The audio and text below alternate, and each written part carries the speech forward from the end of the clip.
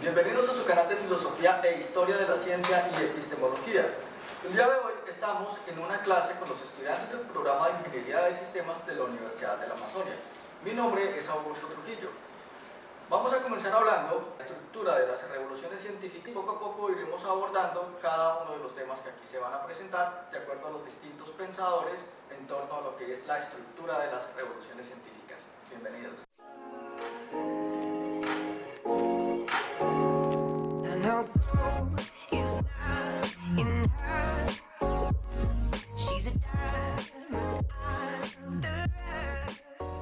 A continuación, la compañera Juliana Trejos nos va a hablar de los conceptos de anomalía y enigma en las ciencias. Adelante, Juliana, ilústranos, por favor. Bueno, muy bien, ahora les voy a hablar sobre el concepto de anomalía. Todos los problemas que se resisten a ser solucionados son considerados anomalías, más que como falsaciones de un paradigma. Kuhn reconoce que todos los paradigmas contienen alguna anomalía, rechazando así todas las corrientes de falsacionismo.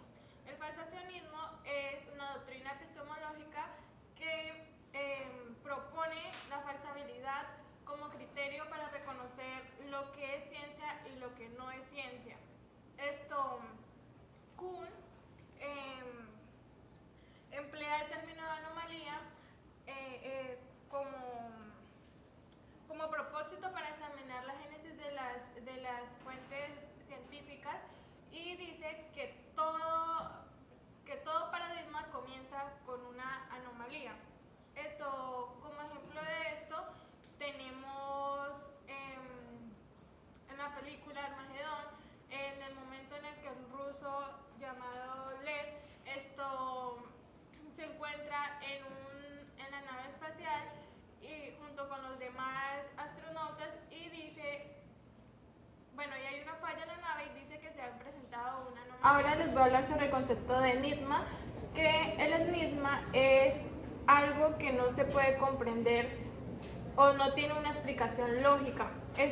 Un ejemplo de esto es lo paranormal. Lo paranormal se basa más que todo en suposiciones, en cosas que han visto los demás, pero no se basa como tal en un modelo científico o en algo lógico que pueda ser solucionado con métodos científicos. Bien, Juliana, muchas gracias por tu intervención. Efectivamente, la noción de anomalía, como lo decía Juliana, la podemos encontrar en la película titulada Armagedón. En una de las escenas de la película Armagedón hay un científico ruso que va dentro del transbordador espacial.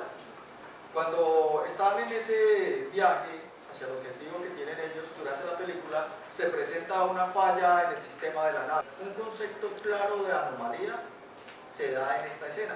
Y respecto al concepto de enigma, tras de los eventos paranormales de los que nos hablaba la compañera Juliana, también encontramos otra cantidad de situaciones, como por ejemplo, cuando miramos constantemente documentales, los documentales que veníamos viendo hasta hace algunos años sobre la existencia del Pie Grande, el famoso monstruo del lago Ness, y otro tipo de situaciones de los que se habla entre la gente del común, ¿no?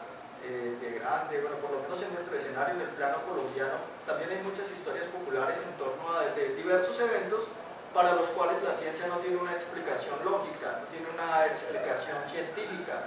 No existe un método que nos permita demostrar la existencia o la no existencia de este tipo de situaciones o de seres. Bien, a continuación vamos a escuchar al compañero Elkin Tiranga, quien nos va a hablar acerca del concepto de falsacionismo en Karl Popper. Adelante, compañero Elkin. Jesse Paiche, quien mami Elkin Silvano Pineda Cruz, Uti Oñaque Mucho Universidad de la Amazonía, Ingeniería de Sistema y Florencia, sede centro. Y de mucho cultura, un tema de que falsacionismo. Un que ya falsacionismo, historia, personaje, peor cultura de asañana. Muy buenas tardes, mi nombre es Elkin Silvano Pineda Cruz, soy indígena del pueblo Coreguaje, estudiante de la Universidad de la Amazonía, Facultad de Ingeniería de Sistema. En el día de hoy vamos a hablar acerca de falsacionismo. ¿Qué es falsacionismo? En un principio nace desde la teoría de la concepción de Karl Popper. Es un personaje filósofo, ¿sí? Y de la ciudad de país o de región austríaca, ¿sí? En esa medida vamos a entrar en detalle qué es el falsacionismo. En primera instancia podemos hablar que es una doctrina epistemológica, ¿sí? Nace de una concepción de refutar, de disminuir lo que es la ciencia, ¿sí? Cómo la ciencia, a través de sus investigaciones, los científicos y otros investigadores, cuando se coge un tema, de una vez informa en la cotidianidad para ser acertada.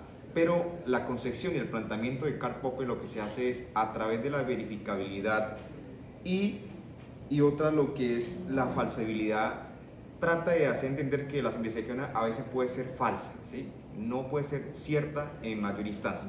Entonces, en esa medida, lo que se hace es que todos los hechos o los casos pueden ser refutados. ¿Eso qué quiere decir? Es cosa contradictoria, ¿sí? Entonces, en esa medida, lo que se propone es Karl Popper. Habla también de los criterios de demarcación. ¿Qué es esos criterios de demarcación? Lo que se propone Karl Popper es como una forma de poder encontrar una solución para llegar a una verdadera, si un hecho o algo es falso o verdadero. Entonces, de todo el contexto general, vamos a hacer un ejemplo muy claro en un caso muy concreto aquí en la región Amazonía, por ejemplo en la Amazonía colombiana, ¿sí? Vamos a hacer un ejemplo para entender cómo funciona el falsacionismo. Entonces, supongamos que en una comunidad, una selva depende de los pueblos indígenas. En esa selva hay petróleos, hay animales, ¿sí? Y en criterio dice que el Estado o el gobierno protege a una población. Entonces, ahí entra el falsacionismo. ¿Cómo vamos a comprobar? ¿Sí? Entonces, empezaríamos a comprobar si en realidad los territorios de los pueblos indígenas hay pobreza o no hay pobreza, o hay desnutrición, ¿sí? O en la región de la selva amazónica hay destrucción de los talas de bosque, los ríos, ¿sí? Entonces, lo que se propone es comparar, buscar una metodología o comparar con la realidad de otras regiones, otros países que viven los pueblos indígenas. Entonces, en esa medida entra el falsacionismo. Entonces, si en realidad eso es falso o verdadero, entonces podemos concluir que es falso, ¿sí? Eso es como a manera general desde mi punto de vista, ejemplo, lo que se podría vislumbrar acerca del falsacionismo. Kuto kwasi nam jikna y el falsacionismo como teoñaque, musan corregir celulares, tablets, internet, navegana de repam y estructura asesina. Profesor de repam jimu, utioñana de peor y quien cuadra repam kutum y ecutución. Repam. Entonces, de esta manera finalizo el tema del falsacionismo, compañeros, a todos los ciberescuchas, los que se navegan por internet, por las esferas digital. Agradecemos por la escucha, por ver este video, agradecerles a los estudiantes, al profesor, para que entendamos la importancia del falsacionismo y ese trabajo en equipo, en salón, para que los más jóvenes, más niños, más personajes se puedan visitar a esos espacios de conocimientos propios como estudiantes de la Universidad de la Amazonía. Muchísimas gracias. Muchas gracias por su apreciación. Interesante esta presentación que nos hace el compañero del Piranga en la lengua nativa de su región. A continuación vamos a escuchar a la compañera Michelle, quien nos va a hablar de Paul Feyerabend y del aporte que hace este gran pensador y filósofo de la ciencia a la misma filosofía de la ciencia. Por favor, Michelle, ilústranos. Bueno, Paul Feyerabend fue un filósofo científico nacido en Viena en 1924. Fue alumno de Karl Popper, donde más adelante viene a contradecir a ser su mayor opositor a las ideas de este mismo. Paul Feyerabend tiene dos libros importantes, habló de sus diversos libros. Existían dos importantes. Uno era El adiós a la razón y el otro El tratado contra el método. En el tratado contra el método nos viene a hablar del anarquismo epistemológico. En el anarquismo epistemológico, Paul Feyerabend propone una crítica contra el método científico, en donde dice que no debe existir una sola forma de llegar al conocimiento científico, sino que pueden existir diversas y diferentes maneras de tener un acceso al conocimiento. En este libro, Paul Feyerabend propone un pluralismo metodológico y también habla del método inductivo, donde dice que todo se vale, donde dice que existe una suerte, un azar y un tipo de error donde se puede obtener acceso a nuevos descubrimientos. También propone que la ciencia no debería ser está ligada a tipos de dogmatismos científicos o algún método que la obligue a buscar de esa manera su conocimiento. Un ejemplo del anarquismo epistemológico es en la película de Guerra Mundial Z, donde el científico se aplica una cura contra la enfermedad que se muestra allí. Bien, Michelle, muchas gracias por tu apreciación sobre Paul Feyerabend. A continuación vamos a escuchar a la compañera Karina, que nos va a hablar acerca de por qué a Paul Feyerabend se le consideraba el enemigo de la ciencia. Adelante, Karina, ilustranos, por favor. A Feyerabend se le conoce como el enemigo de la ciencia y es importante resaltar, ya que hasta inicios de la década de 1970 Feyerabend permaneció intelectualmente cerca de Popper e incluso también a la escuela racionalista crítica, siendo uno de los fervientes impulsores. En este punto, entonces, quien era su amigo, Imre Lakatos, se da cuenta como de este cambio de percepción y entonces él menciona que Feyerabend, quien incluso contribuyó más que nadie a los ideales de Popper, ahora estaba siendo como del bando enemigo, ya que Feyerabend arroja como una visión anarquista de lo que es la ciencia, donde resume todas sus teorías críticas en una frase que es todo vale, la cual hace referencia a que no puede hablarse de un solo método, sino que la ciencia tiene que ser abierta y libre y que no debe estar sometida a la rigidez de los métodos científicos, porque esta como que limita la posibilidad de descubrimiento y desarrollo, que es lo que debe caracterizar la ciencia. Entonces, por parte de los científicos de la época, Feyerabend fue considerado o se ganó el apodo del enemigo de la ciencia, ya que él, al tener él un pensamiento anarquista, tenía como una actitud de rebeldía ante la ciencia. Bueno, tal cual como lo hicieron las compañeras Michelle y Karina anteriormente, una ilustración de esta noción de Paul Feyerabend en torno a su anarquismo epistemológico la podemos encontrar en la película Guerra Mundial Z. En una de las escenas de la película de Guerra Mundial Z, bueno, ya en la parte final, vemos como el científico, ya totalmente decidido, procede a enfrentar la situación dirigiéndose hacia el laboratorio, superando los obstáculos que tenía y pues poner en práctica en sí mismo, aplicar la vacuna o aplicar el medicamento para ver si funcionaba o no funcionaba. Eso de cierta forma es visto como algo fuera de lo que generalmente se tiene presupuestado en la ciencia o pensado en la ciencia. La ciencia tiende a ser muy dogmática en algunas ocasiones y tiende a ser muy sistemática. Siempre hay unos métodos y hay que acogernos a estos métodos. Pero lo que este señor hace es tomarse a sí mismo como objeto de experimentación para ver si era viable o no la cura que él creía que era viable. Efectivamente, Paul Feyerabend es considerado el enemigo de la ciencia porque él lo que va a decir es, en ciencia todo vale. Generalmente hasta ese momento para hablar de ciencia teníamos que acogernos a unos procedimientos, a unos métodos, y esos métodos ya tenían unas normas. Para que hablemos de ciencia tiene que haber unos pasos, paso 1, paso 2. Paul Feyerabend lo que va a decir es, no es necesario acogernos a esos pasos. Podemos hacer ciencia a partir de otro tipo de procedimientos. Y de cierta forma, esto también le da fuerza a lo que nos estaba planteando Thomas Kuhn anteriormente acerca de la ciencia.